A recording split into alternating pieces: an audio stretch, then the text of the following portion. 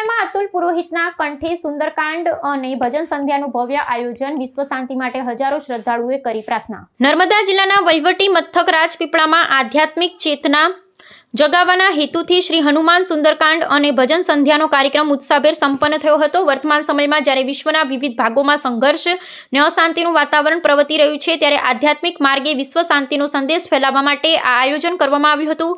લોકપ્રિય ગાયક અતુલ પુરોહિતે પોતાની આગવી શૈલીમાં રામ ભક્ત હનુમાનજીના ગુણગાન અને સુંદરકાંડનું ગાન કરી ઉપસ્થિત જનમેદનીને ભક્તિરસમાં તરબોળ કરી દીધી હતી. આ ધાર્મિક મહોત્સવના વિશ્લેષણ મુજબ આવા આયોજનો સામાજિક એકતા અને માનસિક શાંતિ જાળવવામાં મહત્વની ભૂમિકા ભજવે છે. અતુલ પુરોહિતના મધુર કંઠે ગવાયેલા ભજનોએ વાતાવરણમાં પવિત્રતા અને સકારાત્મક ઉર્જાનો સંચાર કર્યો હતો. આયોજકોએ જણાવ્યું હતું કે સુંદરકાંડના પાઠ દ્વારા સંકટ સમયમાં ધૈર્ય અને શક્તિ પ્રાપ્ત કરવાનો સંદેશ જનતા સુધી પહોંચાડવાનો પ્રયાસ કરવામાં આવ્યો છે. કાર્યક્રમમાં સ્થાનિક અગ્રણીઓ અને વિવિધ સામાજિક સંસ્થાઓના પ્રતિનિધિઓએ ઉપસ્થિત રહી વિશ્વ કલ્યાણની પ્રાર્થનામાં સહભાગી થયા હતા. હાલ ફિલહાલ હનુમાન જયંતિ ગઈ છે, તો એ સંદર્ભે અમે આ સરસ મજાનું આયોજન રાખેલું છે સુંદરકાંડનું.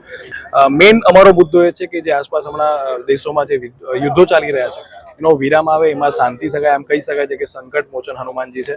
તો જેટલા પણ સંકટો આપણી પર આવી રહ્યા છે હાલ ફિલહાલ, તો એનું પણ નિવાકરણ આવે. રાજપીપળાના પ્રાંગણમાં વિશ્વ શાંતિ માટે, વિશ્વની જે અત્યારે પરિસ્થિતિ છે, યુદ્ધ ચાલી રહ્યું છે, એની અસર આપણા દેશમાં પણ વહેલી મોડી થશે અને એ ન થાય એના નિવારણ અર્થે કષ્ટભંજન દાદાને, હનુમાનજી મહારાજને આપણે સૌ મળીને વિનંતી કરવાની છે કે દીન દયાળ બિરુદ સંભાળી હરહુ નાથ મમ રાષ્ટ્ર કે સંકટ ભારી.